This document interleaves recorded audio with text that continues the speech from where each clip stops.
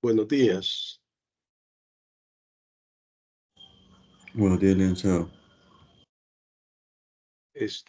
Miren, ando un poco afónico, ando con gripe. Así que las disculpas del caso. Por si me agarra un ataque de tos, pues voy a parar en el momento. Hasta el momento, bueno, ayer estuve dando una capacitación y sí me agarró un ataque de tos en el eh, como en el intermedio. Quiero ver, ayer fue eh, martes, no, ayer fue miércoles. No, estoy loco. Ayer fue viernes. Sí, viernes. El jueves di clases en la universidad presencial y tuve suerte que no me agarró ataque de tos. Así que vamos a ver ahora. Esto de la gripe están pegando por los cambios de clima. Vaya, miren, este día vamos a estudiar lo que es el mandato y el comodato. Este tema, estos dos temitas, sí van a ser objeto de evaluación. El miércoles comenzamos las evaluaciones. Miércoles, como es oral la evaluación, yo la hago por grupos. Del grupo 1 al grupo 5 pasarían el día miércoles. Y del grupo 6 al grupo 10 pasarían el día sábado. Yo les voy a mandar la programación, pero ya les estoy informando inmediatamente. Es decir, que del grupo 1 al 5 se examina el miércoles y del grupo 6 al 10 se va a examinar el día sábado. Cada grupo son 15 minutos que yo doy para cada examen. En esos 15 minutos el examen es individual. Yo les pregunto a cada uno y bueno, ahí deben de responder. Y si queda tiempo, lanzo una pregunta para todos.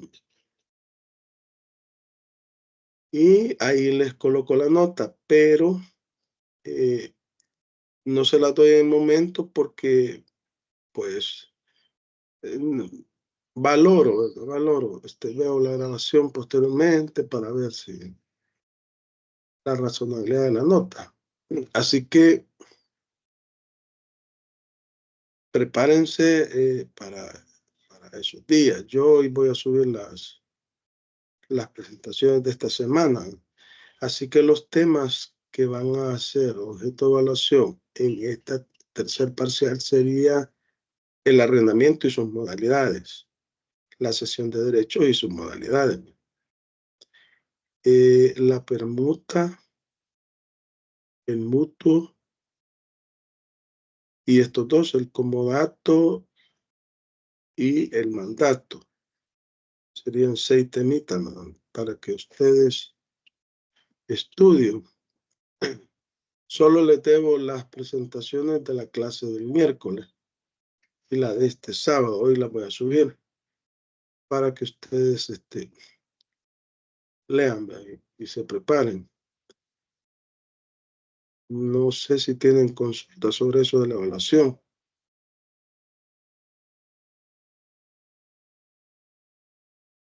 Bueno, entonces hay claridad, ¿no? Vaya, veamos aquí que hay alguien. Vaya, vamos a iniciar entonces hablando del mandato.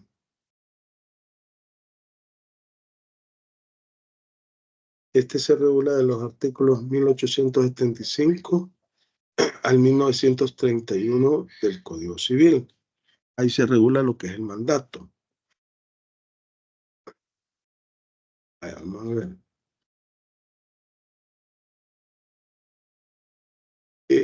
¿Qué es el mandato? Por ejemplo, cuando ustedes ven un abogado que está representando a una parte, a un demandante o a un demandado, el Código Procesal Civil y Mercantil exige un contrato de representación, es decir, un contrato de mandato. Entonces usted, para que pueda representar a una persona en un juicio, debe tener un contrato de mandato. Y la ley exige que debe ser en escritura pública. El Código Procesal Civil y Mercantil. Pero no necesariamente cuando usted va a administrar los negocios de otra persona, no necesariamente se hace en escritura pública. Puede hacerse en documento privado autenticado por notario. Vaya, entonces, ¿qué es el mandato? Pues básicamente es un encargo. Es cuando una persona se encarga de administrar los negocios de otro. Hay dos sujetos, el mandante y el mandatario. El mandante es el que hace el encargo, el mandatario es el que se encarga de dar cumplimiento a ese encargo. Lick, perdón, no está Ajá. compartiendo la presentación. Vaya, pues, vaya, entonces, hoy sí la Pues, ven. Vaya, sí, entonces sí. aquí vemos algunas disposiciones legales, porque desde el artículo 1875 a 1931 se regula lo que es el mandato. Y aquí podemos ver, pues, el Código Civil nos lo define. Es un contrato en que una persona confía la gestión de uno o más negocios a otra, que se hace cargo de ellos por cuenta y riesgo de la primera. O sea, el mandato puede ser remunerado o puede ser gratuito. La regla general es que remunerado. Ahora bien, cuando usted va a representar como abogado a una persona en un juicio, como la ley, el Código Procesal Civil exige que debe haber un contrato de mandato, un contrato de un apoderado, dice, apoderado, entonces se hace en escritura pública y ahí el mandante, que es la persona a la que usted va a representar, le encomienda al mandatario, que es el abogado, que lo represente de la mejor manera en el juicio. Entonces dice el artículo 1875. El mandato es un contrato en que una persona confía la gestión de uno o más negocios a otra, que se hace cargo de ellos por cuenta y riesgo de la primera. Vaya, que ahí existe una relación entre dos sujetos. Uno, que es el mandante, encarga la gestión de sus negocios a otro, que es el mandatario. Bueno, en una empresa, en las empresas, se puede ver más, ¿verdad? Esta figura. Cuando se nombra un gerente en una sociedad anónima o en cualquier tipo de sociedad, ¿no? Y este gerente se le confía, la junta directiva le confía la administración de los negocios de la sociedad. Entonces ahí estamos hablando de un contrato de mandato. La representación legal de esa sociedad normalmente la tiene ¿cómo se llama? El representante legal, pero la junta directiva le puede dar un contrato de mandato a un administrador de empresas, digamos, para que administre los negocios de la sociedad. Nos dice el artículo 1876 que la persona que confiere el encargo se llama comitente o mandante. Es más conocido como mandante, y la que lo acepta, apoderado, procurador y en general mandatario. Ustedes, cuando estén ejerciendo la profesión de abogado, van a ser normalmente apoderados. Van a ser apoderados, les van a dar un poder, porque en materia judicial existe, es preceptiva, o sea, de carácter obligatorio, la representación por medio de abogado. No así en materia administrativa, en el ámbito de la administración pública. Y usted solo se puede defender. Pero cuando usted tiene un juicio, un problema en sede judicial, necesariamente debe de contratar los servicios de un abogado y tiene que ser un poder. Ese abogado va a ser el apoderado. Eso es un mandato. Les decía que puede ser gratuito o puede ser remunerado el contrato de mandato. Normalmente cuando usted está representando a alguien en un juicio, ahí usted conviene los honorarios con su representado y lo que en realidad le está cobrando en concepto de honorario es la representación en el juicio. Pero cuando es digamos, le encomienda una persona la gestión de sus negocios, ahí le pueden determinar un honorario por usted encargarse de la administración de esos negocios. La remuneración llamada honorario es determinada por convención de las partes antes o después del contrato, por la ley, la costumbre o el juez.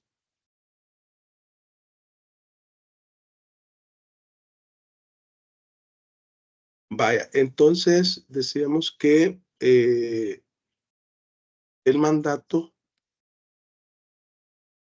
es un contrato por medio del cual una persona administra los negocios de otra. En el contrato se establecen las obligaciones de ambas partes, del comitente o mandante y del mandatario, que es la persona que ejerce el mandato. Ahora bien, cuando hablamos de profesiones como la de abogado, ya la ley lo prevé. Los servicios de las profesiones y carreras que suponen largos estudios o a que está unida la facultad de representar y obligar a otra persona respecto de terceros, se sujetan a las reglas del mandato. Ahí caemos los abogados. Ahí caemos los abogados. Luego, en 1879 establece que el encargo que interesa al mandatario solo es un mero consejo que no produce obligación alguna. Pero si este consejo se da maliciosamente, obliga a la indemnización de perjuicio. Vaya, la cuestión acá es que cuando usted está administrando los negocios de una persona, usted es responsable por los daños y perjuicios que como consecuencia del ejercicio de su administración puede causarle al mandante. Entonces, si le han confiado la gestión de determinados negocios es porque usted, una persona, un profesional, bueno, puede ser un profesional o no puede ser. Obviamente que en el caso de las sociedades, pues se contratan administradores de empresas, economistas, contadores, ingenieros industriales. Se supone que va a administrar los negocios con base a lo estipulado en las cláusulas contractuales. De lo contrario, cualquier perjuicio que le pueda causar al mandante, usted va a tener que indemnizar daño y perjuicio.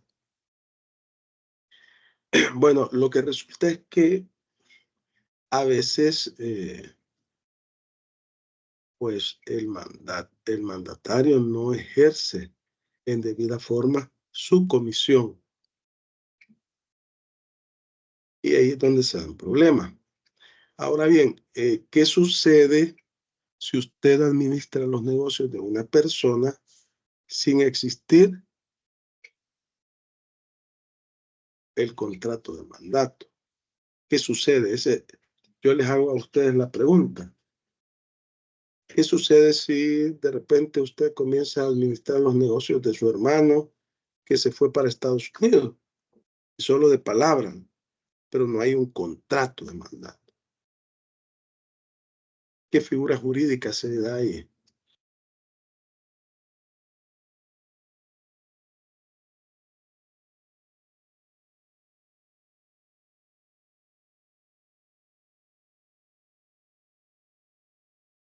A ver, Es la agencia oficiosa. la agencia oficiosa, que es un cuasicontrato. Eso es un cuasicontrato, la agencia oficiosa. Pero cuando hay un contrato, entonces ahí hablamos de mandato. Dice el artículo 1880 establece que si el negocio interesa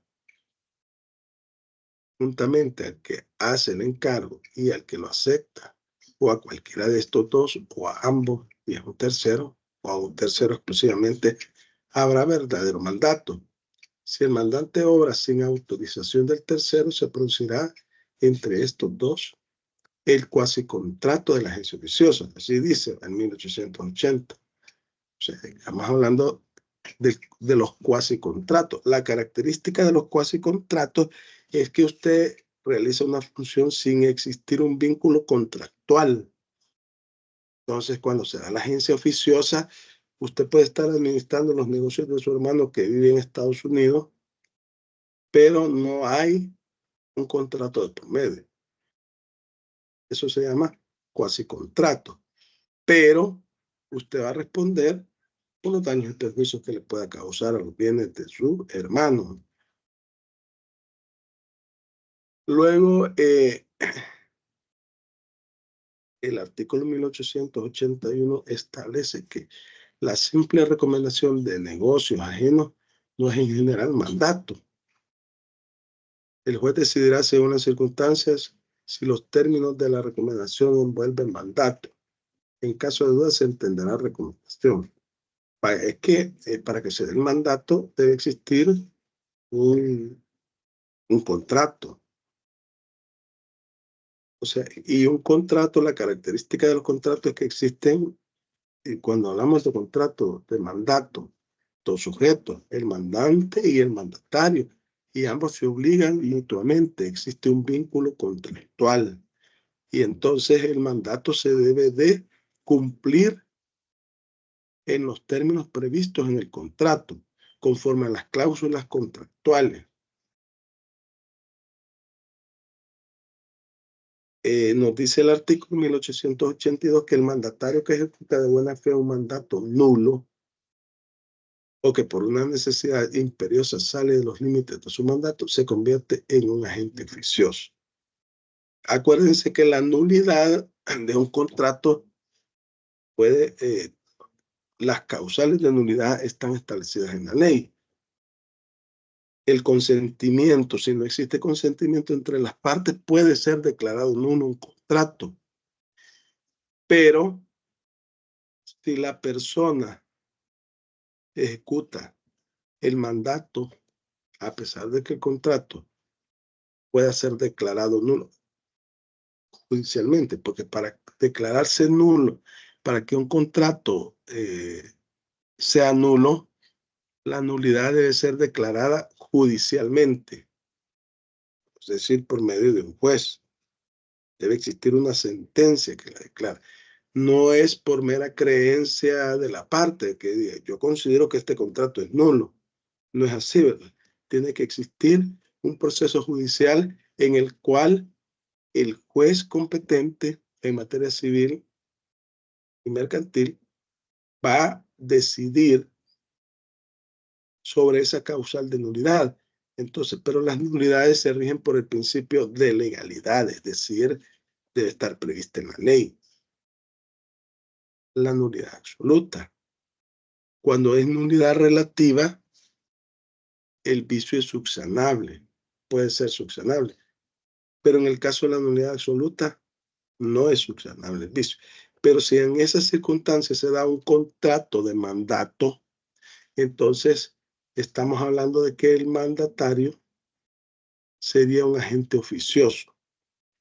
Así se llama la agencia oficiosa, el contrato el cuasicontrato de agencia oficiosa.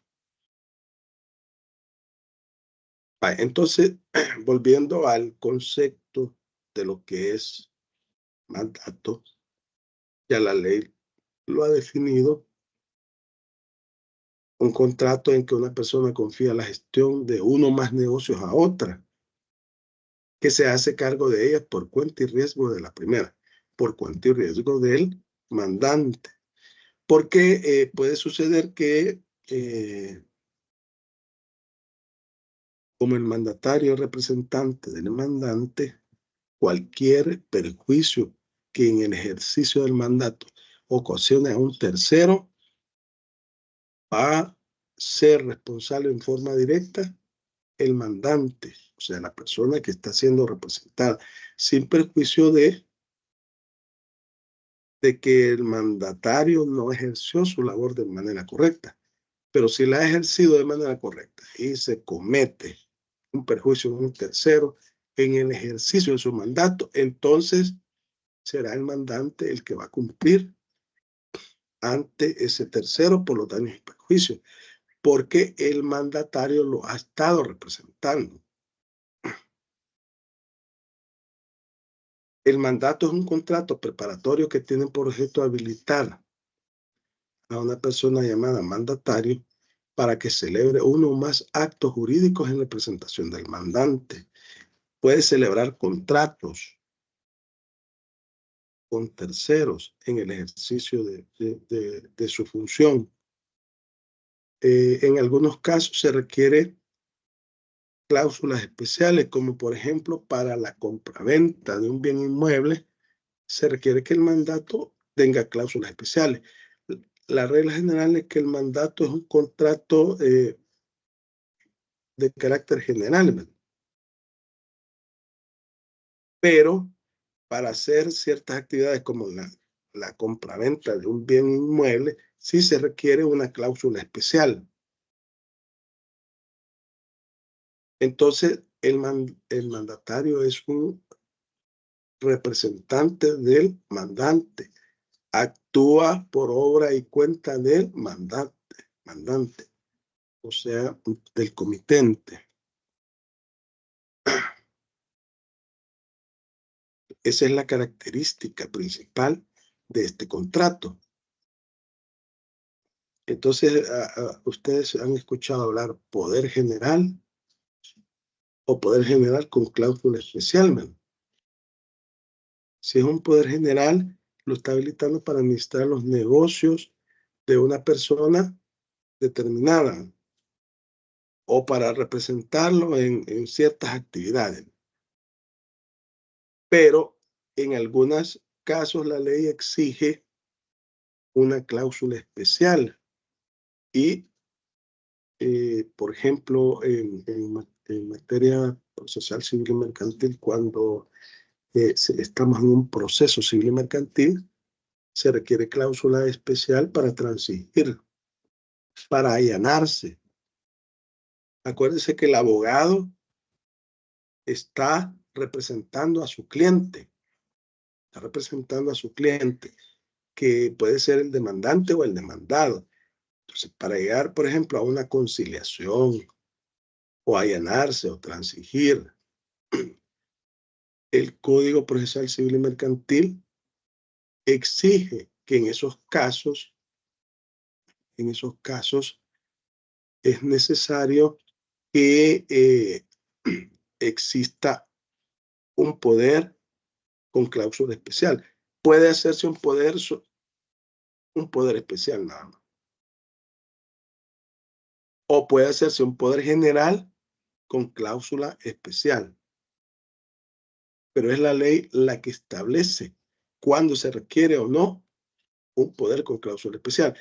Por ejemplo, en el caso tributario y aduanero, cuando una persona está representando al contribuyente o al importador, para actuar ante la administración tributaria o la administración aduanera, las leyes tributarias Código Tributario o las leyes aduaneras, Cauca, Recauca, ley de simplificación aduanera, etcétera, exigen que debe haber una cláusula especial. O si usted va a presentar un recurso de apelación ante el Tribunal de Apelación de los Impuestos Internos y Aduanas, entonces ahí requiere un poder general con cláusula especial. O se puede hacer un solo poder especial, ¿no?, con cláusula especial. Entonces, igual en el proceso civil y mercantil, yo les decía que para transigir, para allanarse, para conciliar, usted necesita un poder especial o un poder general con cláusula especial.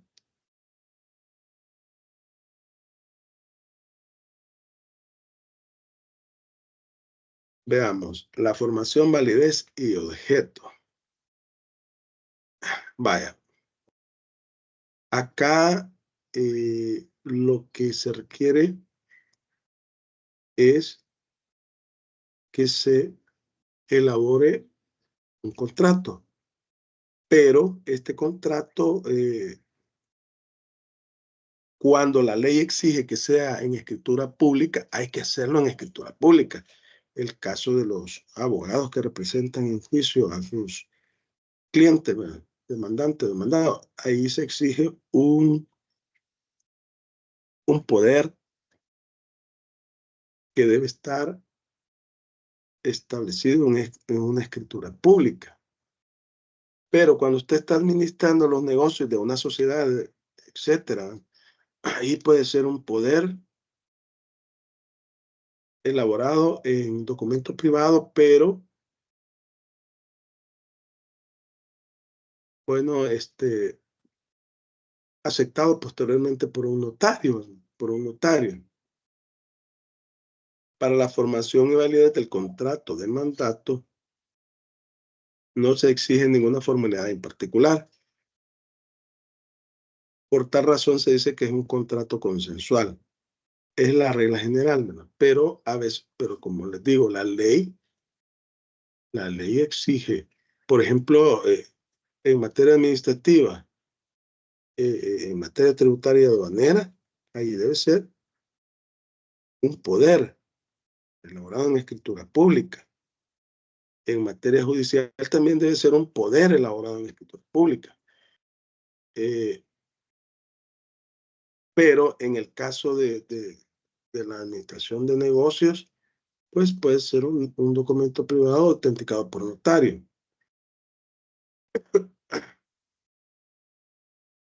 Es suficiente con el consentimiento, acuerdo o voluntades de las partes, como todo contrato. Todo contrato requiere la voluntad de las partes. De lo contrario, no es contrato. Ahí hay un vicio del consentimiento.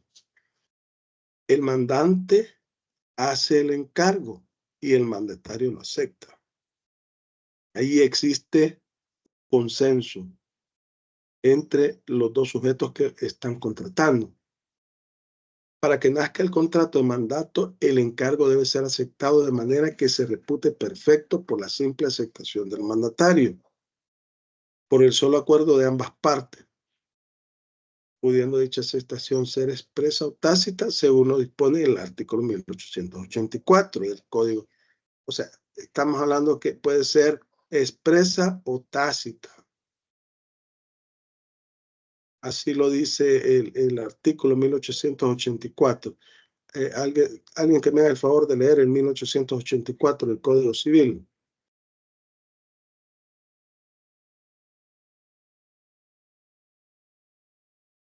Con gusto. Artículo 1884. El contrato de mandato se reputa perfecto por la aceptación del mandatario. La aceptación puede ser expresa o tácita. Aceptación tácita es todo acto en ejecución del mandato. Aceptado el mandato, podrá el mandatario retractarse, mientras el mandante se halle todavía en actitud de ejecutar el negocio por sí mismo o de cometerlo a diversa persona. De otra manera, se hará responsable en los términos del artículo 1927. Gracias, si hay aceptación o si es expreso, obviamente existe un contrato. Si es tácito, bueno, básicamente la persona ejecuta la administración de los negocios, pero en esos casos no necesariamente puede existir un contrato. Entonces habría ahí el cuasicontrato de agencia oficiosa. En relación al objeto, este debe recaer exclusivamente sobre actos jurídicos que deben ser posibles, lícitos y de tal naturaleza que puedan ejecutarse por el mandatario, a quien se le encarga, ordena, manda la ejecución de un negocio, siempre y cuando no se pongan las leyes. El negocio que origina el mandato y el cual es el objeto del mismo ha de ser en interés del mandante. O sea, estamos hablando de que el mandante es la persona que por diversas circunstancias de la vida, pues él no puede encargarse de la administración de sus negocios. Entonces necesita de un especialista o un administrador de empresa o alguien que sea diestro y le encomiendan la gestión de sus negocios. Firman el contrato de mandato y ambas partes acuerdan. Acuérdense que el objeto debe ser lícito. El objeto es que se efectúe la gestión o administración de los negocios. Obviamente que no deben ser negocios ilícitos, porque la ley no lo va. Entonces estamos hablando de un contrato ilícito y eso no es establecido por la ley. El objeto debe ser lícito. De lo contrario, estaríamos hablando de un contrato ilegal.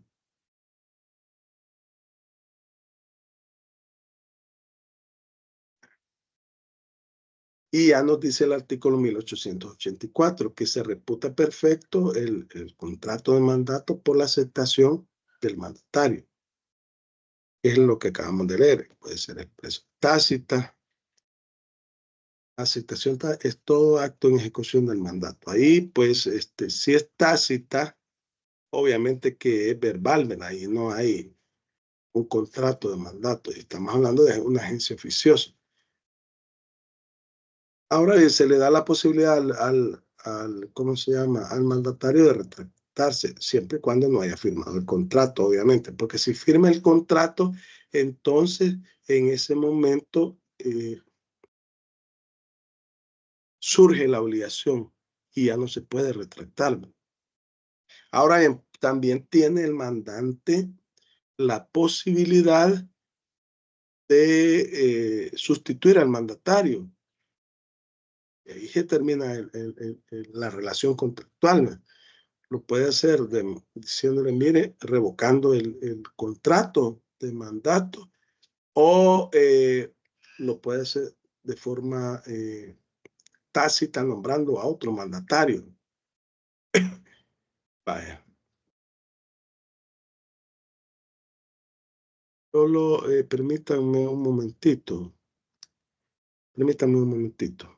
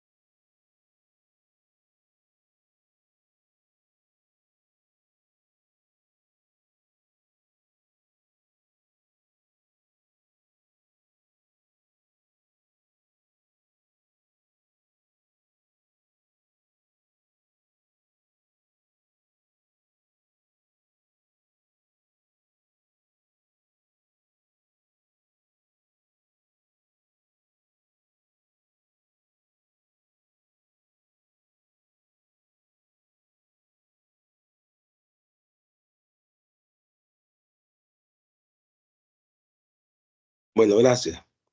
Vaya, vamos a continuar.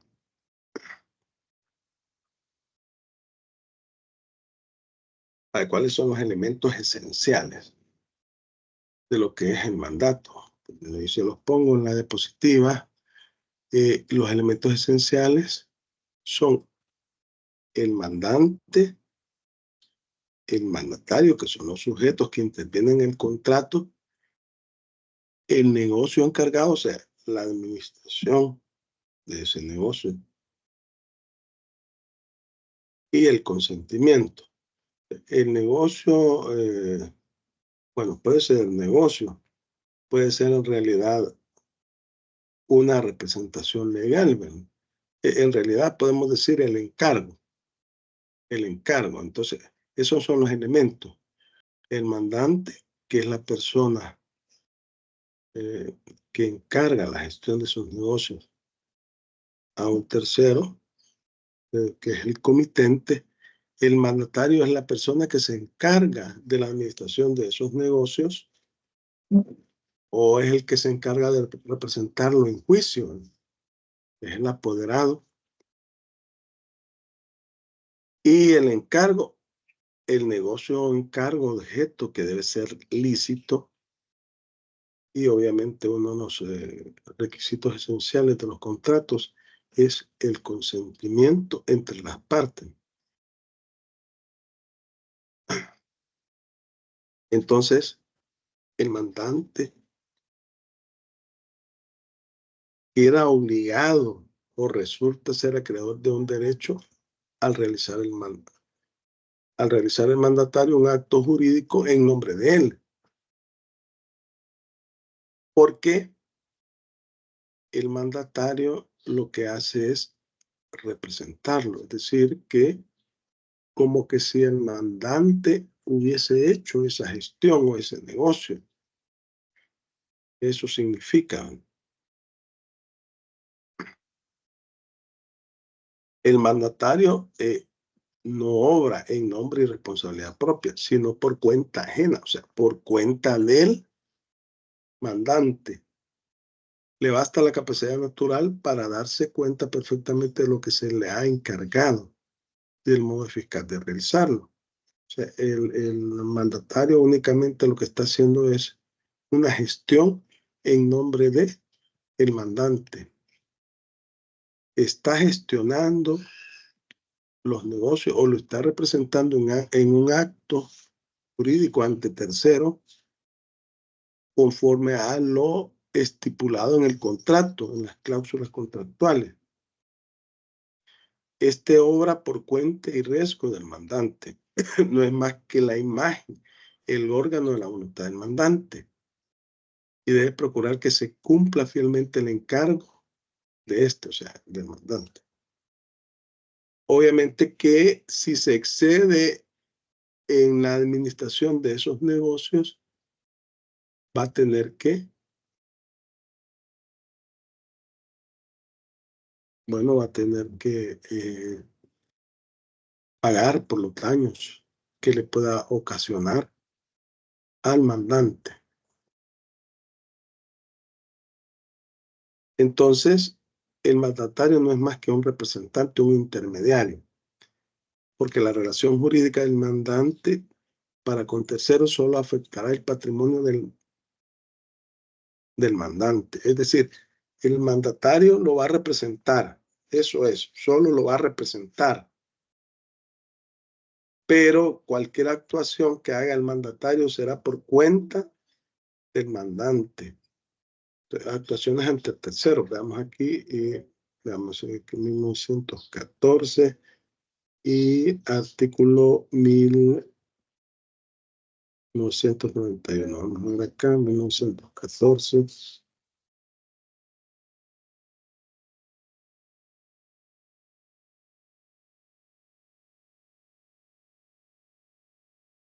Dice el 1914, el mandatario que ha excedido los límites de su mandato es solo responsable al mandante.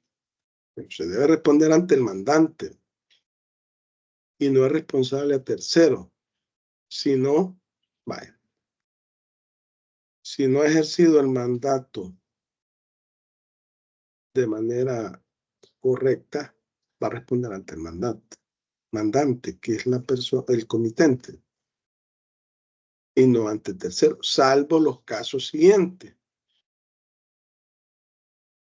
Cuando no les ha dado suficiente conocimientos, poderes el tercero no sabía, o cuando se ha obligado personalmente. En estos casos se va a responder ante tercero. Luego el artículo, veamos, el 1991.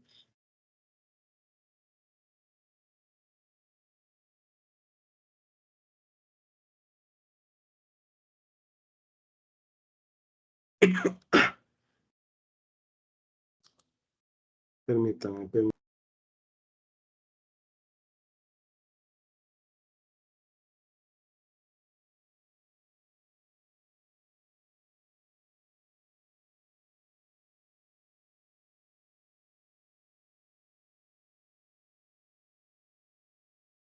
Bueno, en 1991. Alguien que me haga el favor de leerlo, por favor.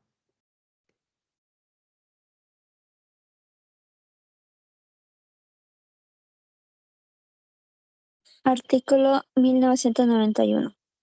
El depositario no podrá, sin el consentimiento del depositante, retener la cosa depositada, a título de compensación o en seguridad de lo que el depositante le debe, sino solo en razón de las despensas y perjuicios de que habla el siguiente artículo. Vaya, entonces aquí estamos hablando de que el mandatario es un representante del mandante. Actúa por cuenta y riesgo del mandante en la administración de sus negocios. Puede realizar una serie de actos jurídicos y si se causa algún perjuicio a un tercero, va a responder el mandante, salvo que el mandatario no haya obrado de manera correcta en el ejercicio de ese mandato. Entonces, en esos casos, se actuó por cuenta propia, él va a responder ante los terceros. Eso es lo que nos está diciendo básicamente en estas disposiciones que hemos leído. Vaya, como estamos hablando que es un contrato consensual, existe un consenso entre ambas partes, que es la característica general de todo contrato, significa que una vez que ha sido aceptado ese contrato, el mandatario se obliga al cumplimiento de ese encargo en los términos pactados en ese documento.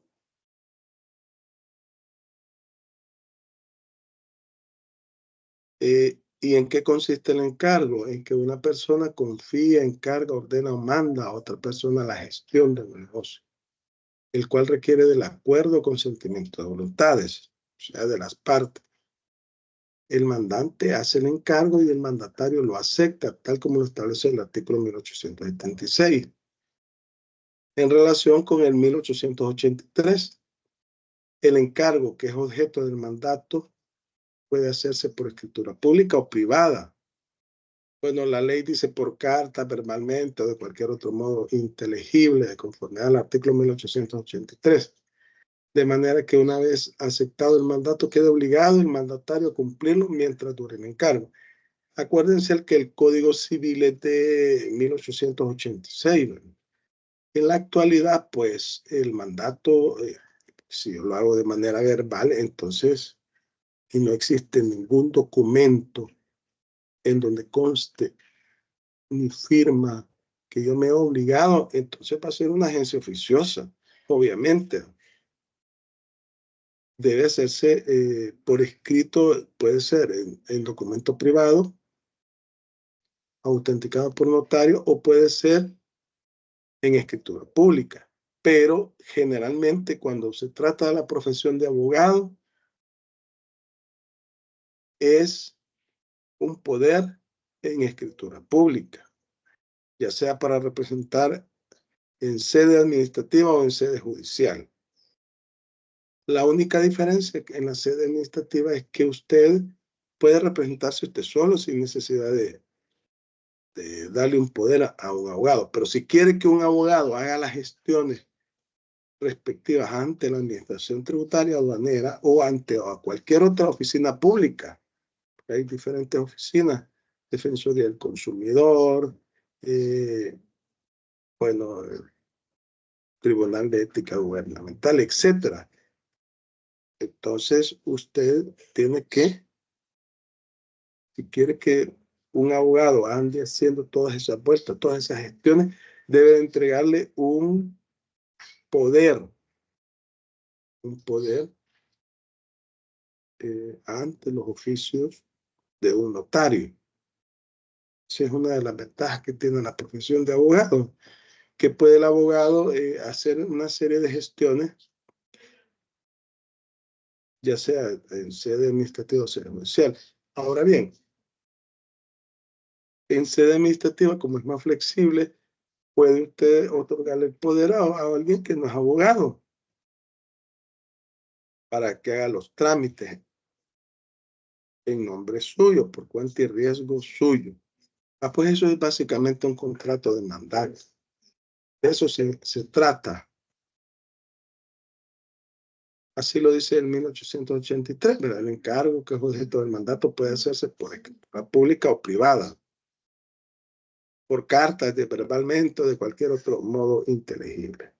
La regla general es que se hace en escritura pública o privado, documento privado, autenticado por notario, porque da mayor seguridad para exigir posteriormente cualquier daño o perjuicio. Y aún por la aquiescencia tácita de una persona a la gestión de sus negocios por otra. Pero no se admitirá incluso la prueba testimonial, sino en conformidad a las reglas generales, ni la escritura privada cuando las leyes requieren un instrumento auténtico. Obviamente, por la naturaleza del contrato, ¿verdad? La prueba testimonial no es una prueba idónea en un juicio, porque ¿qué es lo que va a decir? Sí, a mí me consta que él es el mandatario y él es el mandatario. ¿Qué han firmado? Si existe el documento privado autenticado por notario o en la escritura pública, obviamente que eso hace plena prueba. Pero en algunos casos, en materia judicial, necesariamente el poder, o sea, el contrato de mandato, debe hacerse ante los servicios de un notario, es decir, en escritura pública. Vaya, quiero ver algunas cosas antes interesantes aquí. Vamos a ver.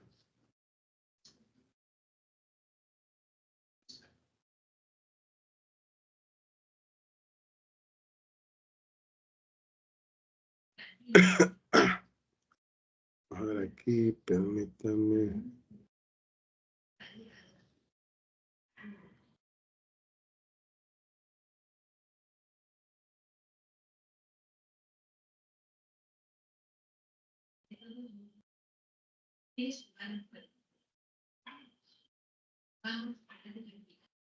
Vamos a ver.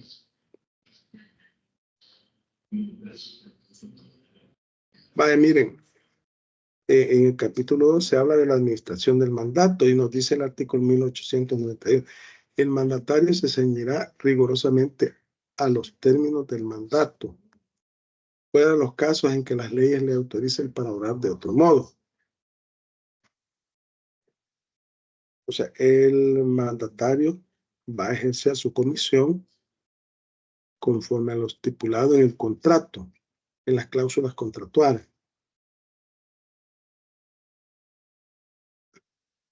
El mandato no confiere, dice el 1892, al mandatario más que el poder de efectuar los actos de administración, como son pagar las deudas y cobrar los créditos del mandante, perteneciendo uno y otro al giro administrativo ordinario, perseguir en juicio a los deudores, intentar las acciones posesorias e interrumpir las prescripciones.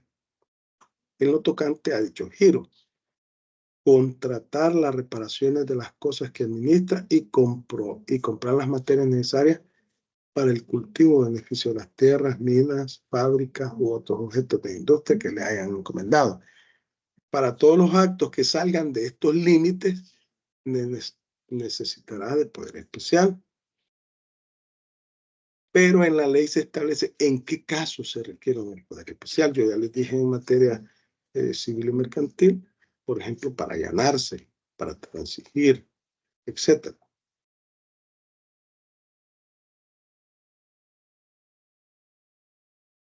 Cuando se da al mandatario la facultad de obrar del modo que más conveniente le parezca o se le concede la libre administración, no por eso se entenderá autorizado para alterar la sustancia del mandato, ni para los actos que exigen poderes o cláusulas especiales. Dice en 1890, el mandatario podrá delegar el encargo si no se le ha prohibido, pero no estando expresamente autorizado para hacerlo, responderá de los hechos del delegado como de los suyos propios. Esta responsabilidad tendrá lugar aun cuando se le haya conferido expresamente la facultad de delegar, si el mandante no le ha designado a la persona y el delegado era notoriamente incapaz o insolvente. En algunos casos, en el contrato de mandato se le da la posibilidad al mandatario de poder delegar determinadas actos o situaciones o determinados trámites, porque si el mandatario es el que administra los negocios de una persona, tiene personal bajo su cargo. Entonces puede delegar algunas funciones, por ejemplo, ir a hacer un trámite a una institución pública, etcétera. Lo puede hacer, pero responde en forma directa por los actos de su delegado.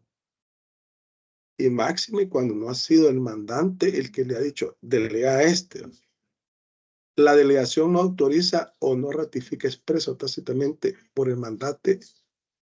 La delegación no autorizada o no ratificada expresa o tácitamente por el mandante no da derecho a terceros contra el mandante por los actos del delegado.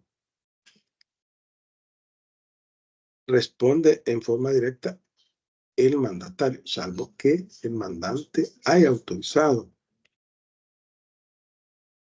Vaya, quiero ver, vamos a ver otras cosas acá.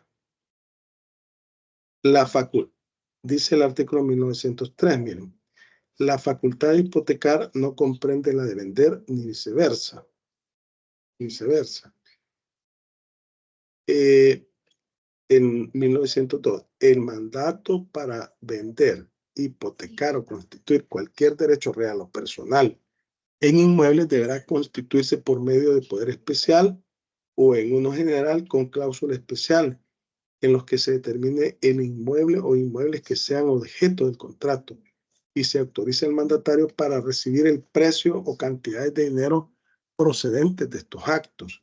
Si la venta no fuera al contado, se expresará en el poder el plazo máximo que podrá concederse al mandatario.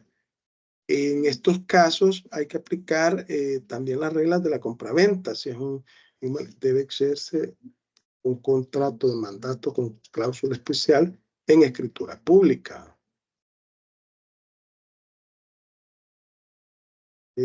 Esto, en 1904, ya lo hemos leído en algunas ocasiones, no podrá el mandatario por sí ni por interpósita persona comprar las cosas que el mandante le ha ordenado vender, ni vender de lo suyo al mandante lo que éste le ha ordenado comprar, si no fuere con la aprobación expresa del mandante.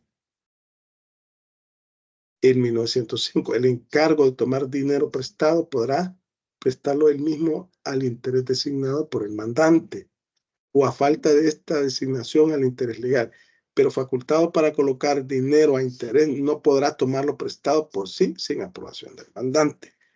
Estas reglas son, digamos, aplicables al contrato demandante. O sea, si usted se dedica a prestar dinero como mandatario en representación del mandante, eso se da, ¿verdad? Usted ve cuando le prestan dinero a los bancos, llegan los ejecutivos de venta y usted firma el contrato. Ellos son mandatarios.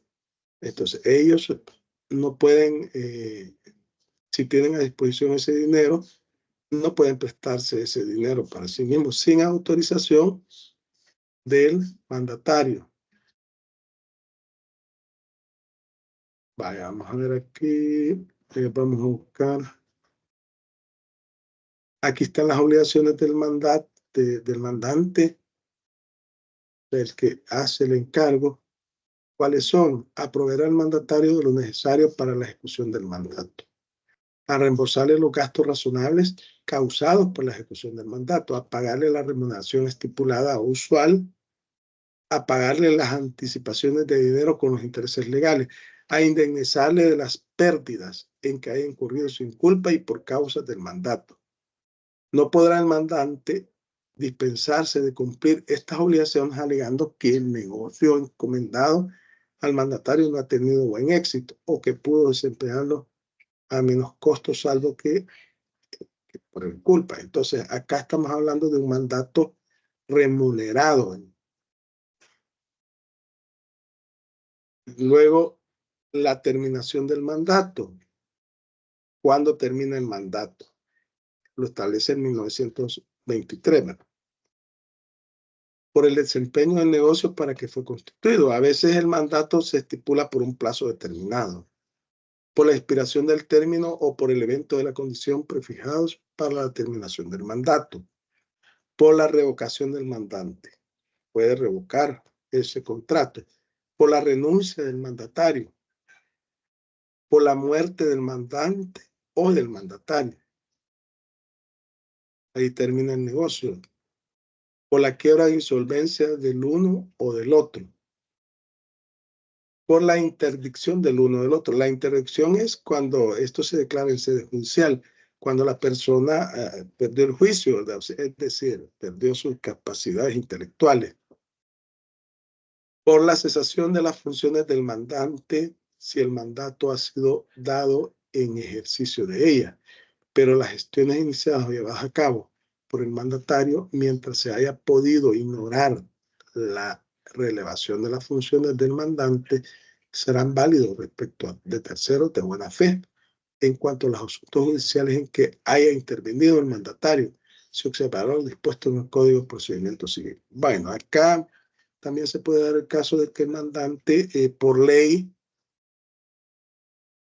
puede, cuando es funcionario o representa una institución, puede dar contratos, hacer contratos de mandato con otra persona.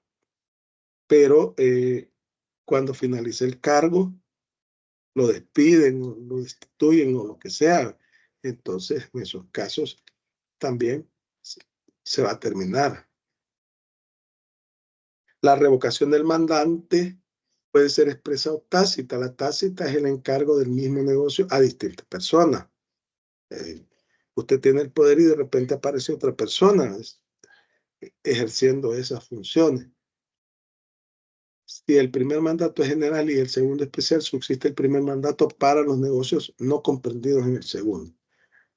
Bueno, básicamente esta es la figura del mandato. Ahora vamos a ver lo que es el comodato préstamo de uso.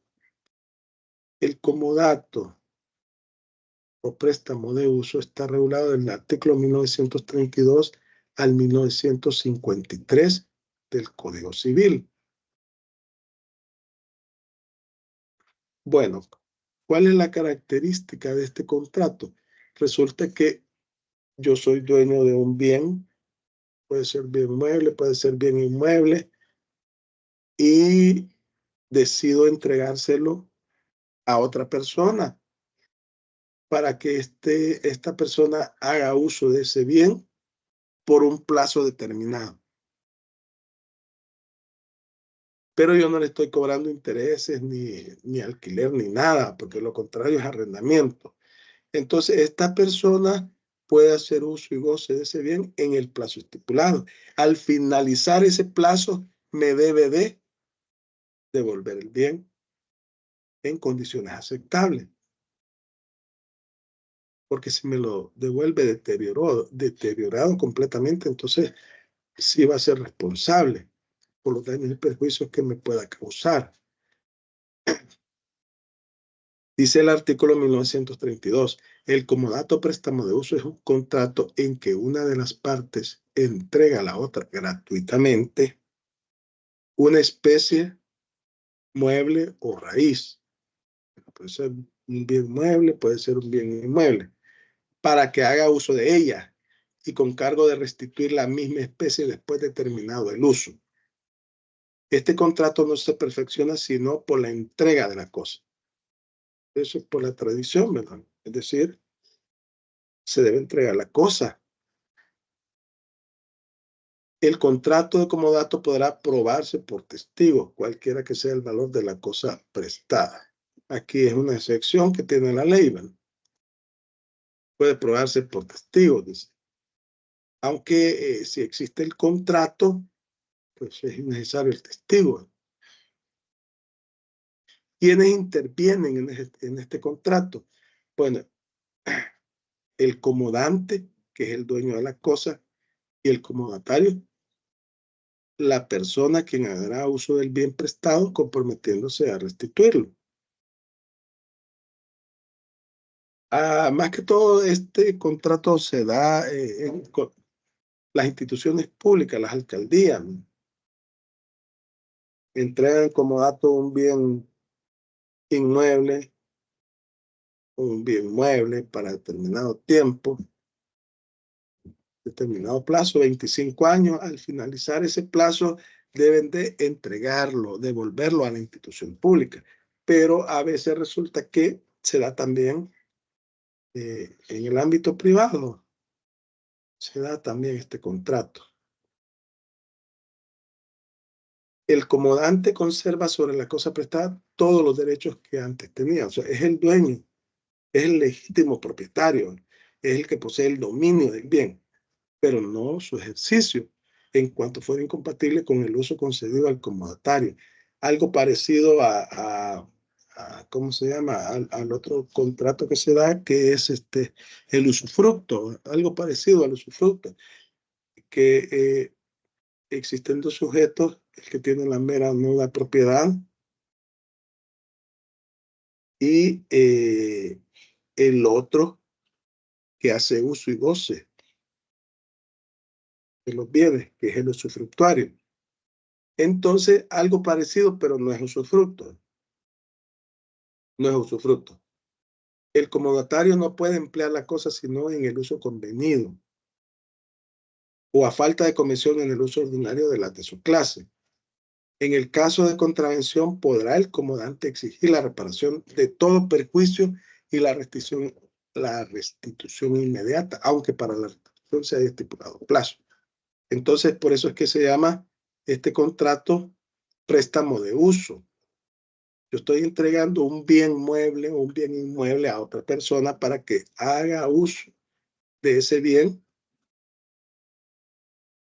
para los efectos que normalmente se destina a ese tipo de bien por un plazo determinado. Al finalizar el plazo, yo como comodatario debo entregarse bien al comodante, que es el dueño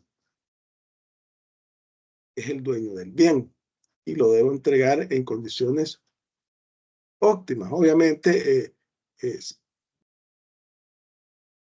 cuando se hace uso normal para lo que se destina a un determinado bien, tiene los deterioros normales que tiene todo bien por el uso.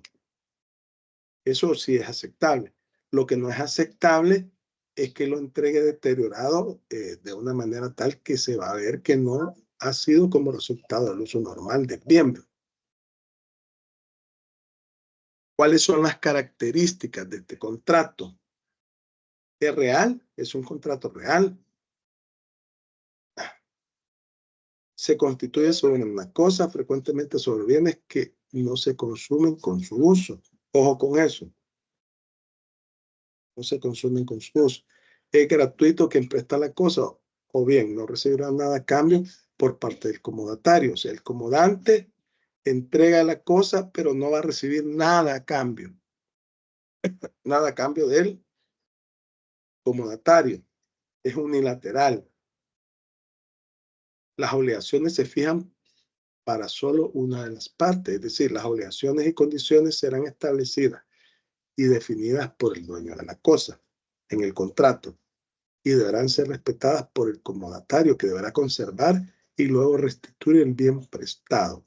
Es decir, que el comodante establece las condiciones bajo las cuales se va a regir el contrato y al final el comodatario tiene la obligación unilateral de entregar el bien en los términos pactados. Es un título de mera tenencia. Quien recibe el objeto o la cosa prestada reconoce que no le pertenece. En efecto, se trata de una cosa prestada. O sea, tiene la mera tenencia de la cosa. Tiene la mera tenencia de la cosa. Pero se perfecciona con la tradición. O sea, la entrega de la cosa es una de las características de la esencia del contrato de mandato. La entrega de la cosa, para que el comodatario haga uso de la misma para los efectos o de acuerdo a las características de la cosa que le ha sido prestada. Si, por ejemplo, me dan en comodato un vehículo, un bus, digamos, o un microbús, por un plazo de 5 años, digamos, lo voy a utilizar para esos efectos. Puedo usarlo para transporte escolar, ¿verdad? Solo para eso. Y al final yo lo voy a entregar en las condiciones fijadas. Es decir, salvo el deterioro por el uso normal que tiene, todo bien, pero si después se lo entrego chocado y que no, inservible, entonces voy a responder por los daños y perjuicios que pueda ocasionar. Normalmente el comodato se da sobre bienes inmuebles, es lo más común. Se da sobre bienes inmuebles, un terreno, un edificio, etcétera. Pero la ley permite que sea sobre cosas muebles o sobre cosas inmuebles.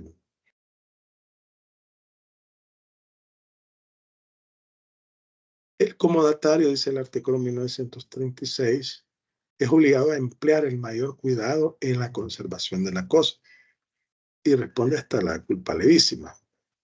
Es por tanto responsable de todo deterioro que no provenga de la naturaleza o del uso legítimo de la cosa, el uso normal para el cual ha sido constituida la cosa. Y si este deterioro es tal que la cosa no sea ya susceptible de emplearse en su uso ordinario, podrá el comodante exigir, o sea, el dueño, el comodante es el que tiene la propiedad de la cosa, el precio anterior de la cosa, abandonando su propiedad al comodatario, pero no es responsable de caso fortuito. El comodatario no es responsable de caso fortuito, salvo que cuando ha empleado la cosa en un uso indebido o ha demorado su restitución a menos de aparecer o probarse que el deterioro o pérdida por el caso fortuito habría sobrevenido igualmente sin el uso ilegítimo o la mora. Cuando el caso fortuito ha sobrevenido por culpa suya, aunque levísimo. Cuando la alternativa de salvar de un accidente la cosa prestada o la suya, ha preferido deliberadamente la suya. Cuando expresamente se ha hecho responsable de caso fortuito. Vaya, por ejemplo, un accidente de tránsito es una fuerza mayor, ¿no? Pero si ha sido ocasionado por el comodatario, va a responder. Hablemos de un caso fortuito, un terremoto, digamos, pero el comodatario deja aparcado el vehículo en una zona vulnerable y se da un deslizamiento o tiembla y se va al río el vehículo, entonces va a responder porque no, o sea, usted debe de cuidar la cosa como un buen padre de familia. Vaya. Vamos a ver algunas disposiciones legales acá.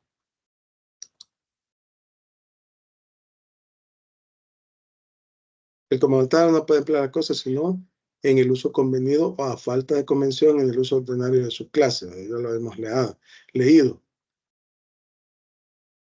El 1936 dice, el comandatario es obligado a emplear el mayor cuidado en la conservación de la cosa. Y responde hasta la culpa levísima. Es por tanto responsable de todo deterioro que no provenga de la naturaleza o del uso legítimo de la cosa. Vaya, ahí luego el comodatario, o sea, es la persona que le han prestado la cosa, es obligado a restituir la cosa prestada en el tiempo convenido. O sea, cuando se vence el plazo debe entregar. Por eso es unilateral, ¿no? O a falta de convención después de luz para que ha sido prestada. Puede darse en comodato una maquinaria para producir determinados bienes en un tiempo determinado. Pero podrá exigirse la restitución aún antes del tiempo estipulado en 3 casos. Si muere el comodatario, a menos que la cosa haya sido prestada para un servicio particular que no pueda diferirse o suspenderse. Si sobreviene al comodante una necesidad imprevista y urgente de la cosa. Si ha terminado o no tiene lugar el servicio para el cual se ha prestado la cosa. En estos casos puede exigirse la restitución de la cosa de manera anticipada por parte del comodante. Bueno, en el primer caso, bueno, si muere el comodatario, obviamente que los herederos del comodatario tienen que entregar la cosa, salvo que ellos hagan un nuevo contrato de comodato con el comodante. Dice en 1939, la restitución deberá hacerse al comodante o a la persona que tenga derecho para recibirla a su nombre según las reglas generales. Si la cosa ha sido prestada por un incapaz que usaba de ella con permiso de su representante legal, será válida la restitución al incapaz. Acuérdense que cuando hablamos de incapaz hablamos de menores de edad, hablamos de personas que tienen algún tipo de problema físico o mental. Entonces, normalmente les nombran un tutor o generalmente son los padres de la persona quienes responden ante el juez. Pero es válido en un contrato de comodante celebrado con un incapaz, pero obviamente él debe representar al incapaz, su representante legal, padre, su madre, y con conocimiento del juez. El comodatario no podrá excusarse de restituir la cosa reteniéndola para seguridad de lo que le debe el comodante. Ahí se da una excepción, ¿verdad? Pero dice el 1941, el comodatario no tendrá derecho para suspender la restitución alegando que la cosa prestada no pertenece al comodante, salvo que haya sido perdida, hurtada o robada a su dueño, o que se embargue judicialmente en manos del comodatario. Si se ha prestado una cosa perdida, hurtada o robada, el comodatario que lo sabe y no lo denuncia al dueño dándole un plazo razonable para reclamar, será responsable de los perjuicios que de la restitución se siga al dueño. Y si el dueño no la reclama oportunamente, podrá hacerse la restitución al comodante. El dueño, por su parte, tampoco podrá exigir la restitución sin el consentimiento del comodante o sin el decreto del juez. Es decir que yo puedo dar en comodato un bien inmueble que no es de mi propiedad. Se lo doy en comodato a otra persona que es comodatario. O puede ser que, que yo creo que es de mi propiedad, pero existe un juicio en el cual se está controvertiendo la titularidad de ese bien.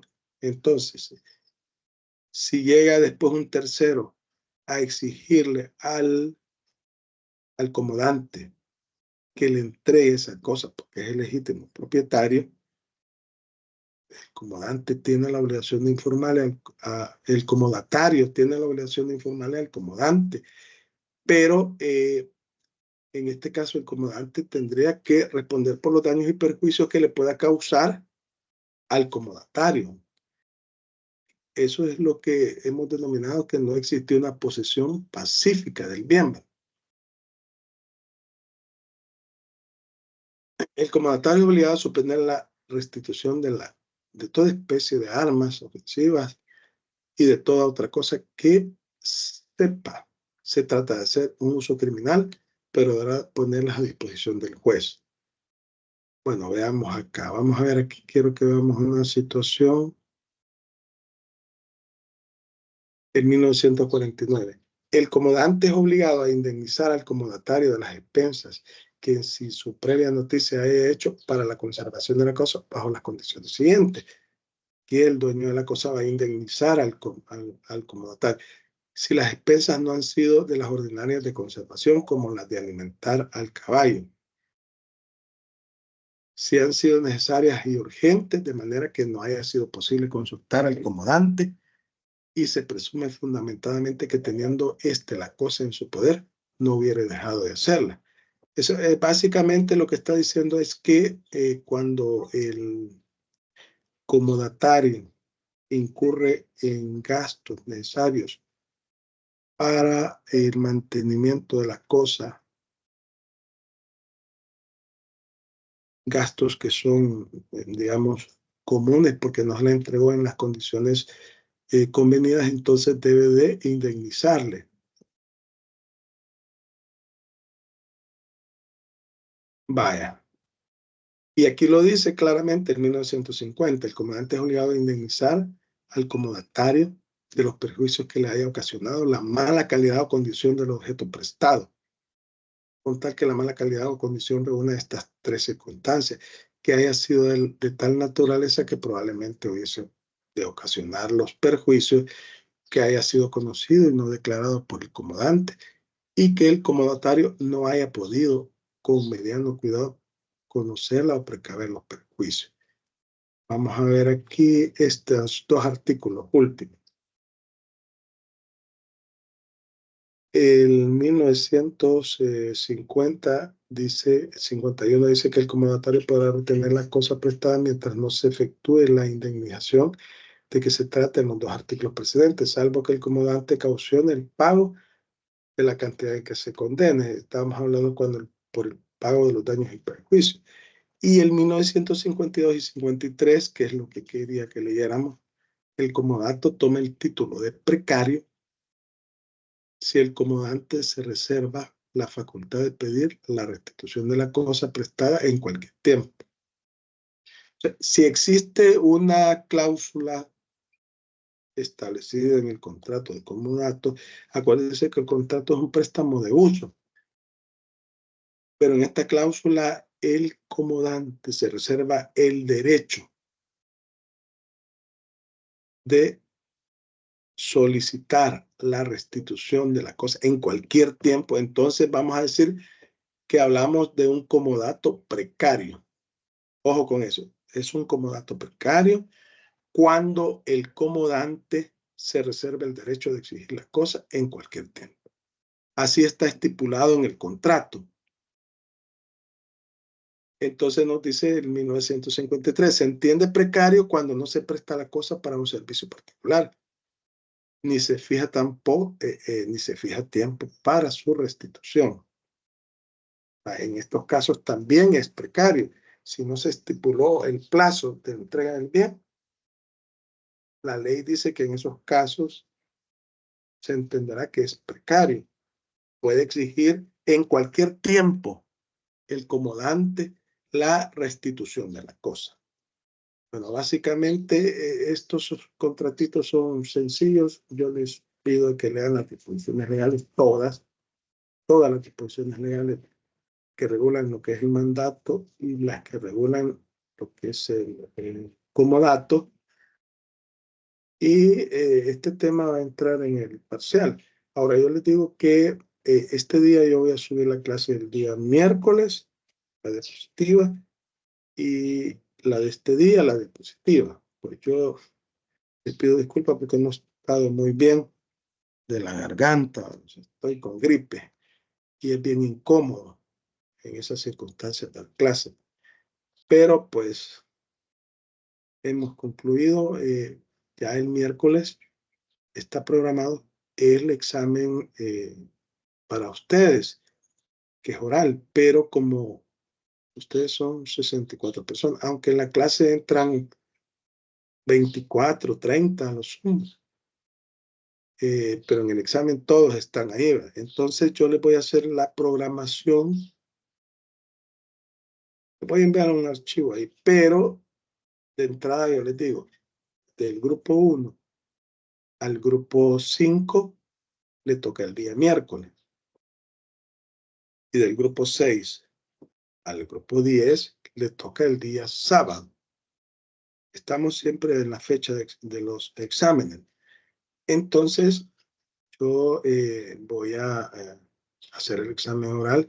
Cada grupo va a tener 15 minutos, es decir, ustedes van a entrar al aula virtual y yo ahí les voy a preguntar de manera individual a cada uno. Y van a ir respondiendo. Puedo hacer una pregunta genérica para que cualquiera la responda. Concluidos los 15 minutos, continúo con el siguiente grupo. Así vamos a ir como en el caso de las exposiciones, solamente que esta vez van a ser preguntas directas a la persona. Y finalizada la primera jornada, pues los grupos que no les toque el examen el día miércoles, pues no es necesario que entren a la clase. Y el día sábado igual, los grupos que ya se examinaron no necesitan entrar. O sea, las personas. Entonces va a ser así como yo voy a hacer el examen. Ustedes prepárense, tenemos tiempo. O sea, yo les voy a hacer la pregunta y usted, si me dice usted, mire, voy a buscarlo en el Código Civil, no hay tiempo. En lo que usted lo busca, le hago la pregunta a otra persona, mejor, ¿verdad? Así que lean el Código Civil, las disposiciones relacionadas, lean las presentaciones y los apuntes de las clases. Entonces, sobre eso yo los voy a evaluar. Ustedes saben que también uno de los requisitos es que deben de estar solventes. Pues no le niego el derecho de examinarse a nadie, pero si no están solventes, el sistema, al momento yo de subir la nota al sistema, no me aparece la persona. No es posible subirle la nota. Y entonces ahí, pues, no le queda más que el diferido. Ahora bien, si la persona del grupo 1 al 5 no se examina el día que le toca, tendrá que pedir el diferido. Tocaba el miércoles y no se examinó, entonces tendrá que diferir el parcial, porque no se va a poder examinar el sábado porque no hay tiempo, porque no hay espacio, no hay cupo, porque son muchos estudiantes, ¿no? Entonces tendrán que hacer el diferido. Entonces, yo tengo que habilitar también para que entreguen una tarea. Voy a ver si este día voy a habilitar también para que suban la tarea a la plataforma que vale el 40%, la cual van a defender en la siguiente unidad. Así que así serán las cosas, ¿verdad? Si no tienen algún comentario, alguna consulta, pues hemos llegado a la conclusión de la clase. No sé cómo lo logré, pero estoy bien mal de la garganta. Si ustedes lo podrán notar. Sí, Molina Sánchez, José Alexander. Gracias, Lick. Usted mencionaba de que íbamos a ingresar al aula virtual, pero verdad que no, que sería aquí en Teams. Sí, Teams es, sí, Teams, sí. Y usted creará los grupos para entrar aquí en Teams, directo al grupo o a la reunión en general. Sí, a la reunión general, así como en la clase normal. Yo entro a Team y solo que ese día van a entrar los grupos que le corresponden. Va, por ejemplo, de 6:30 a 6:45, grupo 1. A esa hora va a entrar el grupo 1. El grupo 2, de 6:48, digamos, a 7, no sé, 7:2, 7:3, va a entrar el siguiente grupo. Así van a ir entrando. Pero yo voy a habilitar la clase normal. Y después el grupo tal, así. Ajá, Aguilar, Andino, Daniela, Saray. Saray. Ajá. Hola, buenos días, Lick. Yo tengo una duda que si las presentaciones las va a subir.